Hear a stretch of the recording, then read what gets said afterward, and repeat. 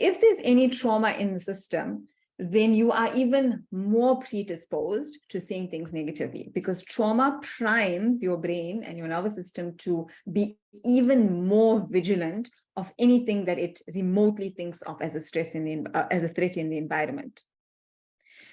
So let me give you an example. Let's just say someone doesn't greet you. Okay, this is a famous one that it really triggers a lot of people. Someone doesn't greet you, and someone who didn't, some people will say, okay, maybe they didn't see me, maybe they were busy. And maybe you might even think that, like logically you will think that, but deep down inside, if you experienced, for example, the trauma of being stonewalled by your mother or your father growing up, your brain will immediately go to all kinds of thoughts like, what did I do? Do they want to stop being my friend? Or are they angry with me? Why does this happen to me? You recreate the trauma cycle through your thoughts.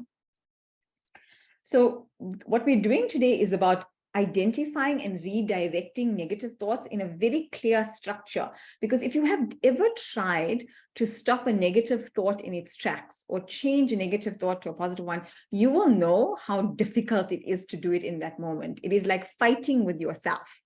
And it's exhausting. It's very hard to do. So this is a very structured kind of plug and play kind of way of doing it that is effective and does work in a lot of instances. It might not work in every single instance because, again, there might be something deeper there with trauma, but in a lot of instances, it actually can help.